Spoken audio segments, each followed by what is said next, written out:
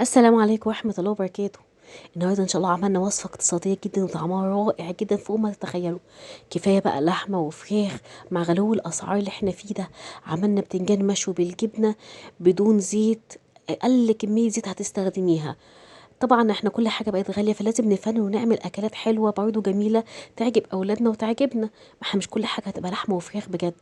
وصفة رائعة جدا وجميلة جدا وما خدتش وقت وعملناها كلها تقريبا على البوتاجاز من فوق. هتعجبك جدا. ونقول بسم الله الرحمن الرحيم والصلاة والسلام على آله وصحبه أجمعين. اللهم اجعل أعمالنا صالحة خالصة لوجهك الكريم، ولا تجعل للناس منها شيء ولا شيطان منها نصيب، وتقبل اللهم منا بقبول حسن. ولو اول مره تشوفي قناتي يا تشرفيني بالاشتراك وتفعيل زر الجرس عشان يوصلك مني كل جديد. وطبعا لو عجبك الفيديو ما تنسيش في اللايك والشير لاهلك واصحابك وحبايبك وتعليق الجميل اللي بيساعدني، ولايك كتير كتير كده عشان الفيديو يوصل لاكبر عدد وتعم الفايده على الكل ان شاء الله، وليكي دعوه حلوه ان شاء الله. يلا بينا بقى نشوف الوصفه الجميله دي اتعملت ازاي. يلا بينا. اول حاجه في مقاديري انا معايا كيلو بتنجان او كميه البتنجان على حسب افراد اسرتك. انا جبت البتنجان المكبب الحلو ده وقطعت البتنجانيه نصين.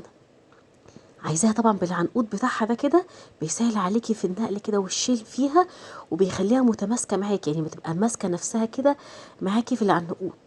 قطعت كل كميه البتنجان بتاعتي بالمنظر ده كده. طبعا كان في حتت متنيه كده بس انا حاولت اعدلها كده، حاولت ان انا اعدلها بايديا عشان خاطر تبقى ايه ان انا اعرف اخد العنقود يبقى مقسوم نصين في البتنجانيه. طبعا عايز اقول لكم ان الدنيا بتشتي عندنا شتاء رهيب سيول جدا. انا مش عارفه انتوا سامعين الشتاء معايا ولا لا، يعني اللهم صيبا نافعا يا رب. المهم انا جبت البتنجان بتاعي وجبت ربع كوبايه من الزيت وجبت فرشه وابتدي امسح الزيت بتاعي. عندك اختيارين، يا اما تحطيه في قلب صاج في قلب الفرن زي ما هو كده وتشويه، بس ده هياخد وقت طويل جدا وهيهدر في الغاز معانا. يا اما هتعملي بالطريقه اللي انا عملتها وما خدش وقت مننا جدا واستوى بسرعه وكان جميل جدا. انا حطيته في قلب طاسه وغطيته على النار فوق من البوتاجاز من فوق. ما خدش 3 دقايق بالظبط او 4 دقايق وعمل يعني ايه، واستوى معايا كويس جدا، خد لون من الجهتين وهتشوفيه متحمر ازاي ولونه جميل ازاي. وما خدش وقت اطلاقا، يا دوبك 3 دقايق بس النار بتاعتك ما تخليهاش واطيه. وطبعا انا ما حطيتش اي حاجه خالص على البتنجان بتاعي، ولا ملح ولا تبلته ولا اي حاجه خالص. شايفين المنظر عامل ازاي؟ البخار اللي كان بيطلع من مع البوتاجاز وتشوفيه بالمنظر ده كده هو اللي سواه. ما خدش وقت معايا بس اهم حاجه يكون فيه مستوي، حتى لو 80% سوا، لان احنا كده كده كده هنكمل سوا بعد ما ايه ما نحط التتبيلات والحاجات اللي احنا هنحطها عليه. طلعت بقى البتنجان معايا بالمنظر ده وانا استخدمت طاستين بصراحه عشان انجز نفسي. حطيت بقى طاستين كده وابتديت اشوته بالمنظر ده. شايفين جميل ازاي؟ ولا خد وقت خالص ولا اهدار في الزيت ولا حمرنا ولا قلينا. حاجه صحيه بقى وجميله جدا وما خدتش وقت. لما تحس ان العنقود بتاعك كده واقف كده ومش خلي البتنجانيه مش واصله، اضغطي عليه بايديكي بس لمده ثواني لحد ما البتنجانيه تاخد وضعها. جبت معايا بقى 4 فصوص توم كده كبار حلوين وهفرمهم معايا، او بمعنى يعني معلقه كبيره من التوم المفرومه. فرمت التوم بتاعي زي ما انتوا، بس انا عملته على ايديا كده بالسكينه كده. وهبتدي ببقيه ربع كوبايه الزيت اللي موجوده معايا واشوح التوم بتاعي. جهزت التوم بتاعي كده معايا وفرمته. شايفين بقى البتنجان مشوي معايا مدي لون حلو ازاي وجميل ازاي. ما خدش وقت خالص. حطيت بقيت ربع كوبايه الزيت بتاعتي في حدود حوالي معلقتين كبار كده، ونزلت عليهم بالثوم بتاعي اللي انا ايه مقطعاه قطع، يعتبر قطع صغيره. انا مش عايزاه يكون ناعم قوي او حسب ما انت ما بتحبيه مش هتفرق، لان كده كده احنا مش هنحمر الثوم قوي يعني، عايزين لون ذهبي حلو قوي. بص كميه الزيت بسيطه ازاي، وفرنا كمان في الزيت. ونزلت بقى بتسبيكه كده بالصلصه بتاعتي كده اللي انا مفرزاها في الفريزر، ويا دوبك فكت كده معايا. ونزلت عليها بكيس مرقه فوريه. لو انت عايزاه مش عايزاه تقدري تستغني عنه استغني، ولو مش موجود عايزه تحطي نص مكعب حطي نص مكعب مرقه. حطيت بقى الملح والفلفل بتاعك، وتحطي حبه زعتر كده يا سلام بتدي طعم حلو قوي قوي. حطي كمان بقى شطشطيها كمان بقى بشعرة كده شطه كده صغيره كده. حطيت الشطه اهي معاكوا سنه صغيره عشان ما تبقاش حاميه قوي برضو، عشان اولادك او حسب ما انت بتحبيها. وحطيت كمان ربع معلقه كمان من البابريكا، بتديها غير ان هي بتدي لون حلو بتدي طعم حلو كمان معاكي.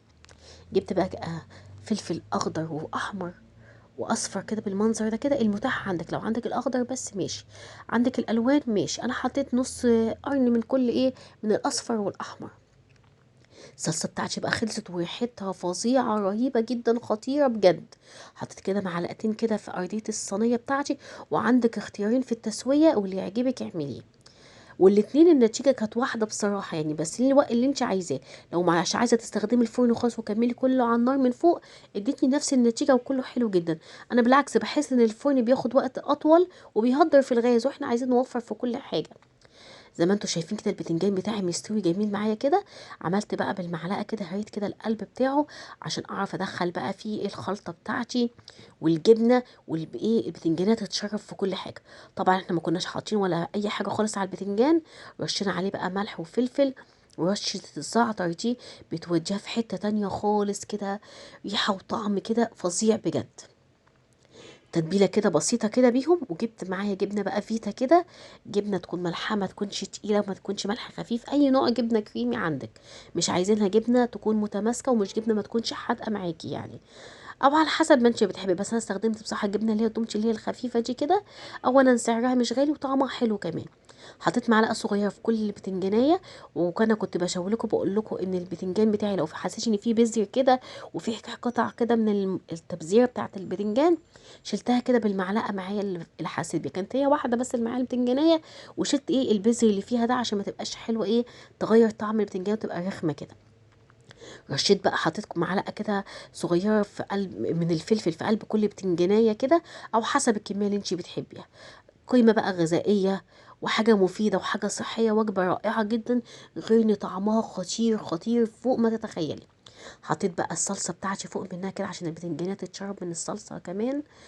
وجبه رائعه فوق ما تتخيلي، مش عشان انا اللي عاملاها بس، بجد جربيها وادعي لي. هتدمنيها في البيت، مش هتبطلي بجد تعمليها. مش معنى ان احنا هنعمل بقى مش هنستخدم لحمه وفراخ وحاجات من كده هناكل اي حاجه. الاكله طعمها رائع رائع جدا، بتاكلك اكتر والله من اللحوم والفراخ. عندك بقى موتزاريلا حطي، ما عندكيش استغني عنها، يعني دي حاجه اضافيه ممكن تقدري تستغني عنها. وبقيه الفلفل بقى اللي كان موجود معايا حطيته على الوش كده، ايه البتنجان بتاعي. حطيها في الفرن، هتاخد يا دوبك 10 دقايق او اقل كمان. وخدت التحمير، اديتها رشه بابريكا عشان تديها لون حلو كمان، ايه مع المونزاريلا تديها لون حلو كده معايا. دي سويتها في قلب البوتاجاز بتاعي، خدت حوالي 10 دقايق تقريبا ل7 دقايق. ودي حطيتها على الطاسه، في الطاسه من فوق غطيتها وسبتها يا دوبك اقل من 5 دقايق كانت مستويه. والجبنه ساحت كده على ان هي كده كده كانت مستويه اساسا، فما خدتش وقت، يا دوبك الجبنه ساحت والبتنجان شرب كده الصلصه بتاعته. ما اقولكوش على الريحه، كانت فظيعه فظيعه وطعمها كان احلى كمان. قدميها بقى زي ما انت اولادك بقى بيحبوها. انا عملتها مع العيش كده الناشف كده، حمصت شويه عيش كده وتبلته وقدمتها معاه. عايزه بقى تعملي شويه سلطه جنبها، شوفي اولادك بيحبوه ياكلوها ازاي زي ما انت عايزه. بس الوصفه كانت جميله جدا، وتعتبر اقتصاديه مع الغلاء اللي احنا فيه ده. ربنا يرفع يا رب البلاء والغلاء اللي احنا فيه ده، رائعة جدا بجد. بصوا بقى، انا حبيت بقى اوريكم العيش. جبت بقى العيش كده العادي ده، وقصيته كده بالمقص، فتحته وقصيته بالمقص، وحمصته بربع معلقه بس من السمنه الفلاحي او الزبده. عايزه تعمليه بزيت اعملي، بس السمنه بتديله نكهه كده حلوه قوي. ويا دوبك ربع معلقه بس، انا ما قليتوش، يا دوبك شوحته بربع معلقه الزبده كده تديله تحميره وتديله طعم حلو.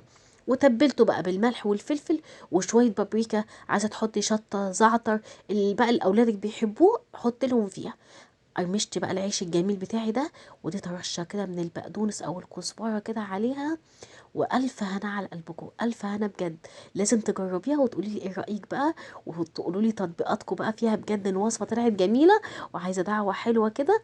ولو عجبك الفيديو بقى النهارده، ما تنسينيش في اللايك والشير لاهلك واصحابك وحبايبك، وتعليقي الجميل اللي بيسعدني.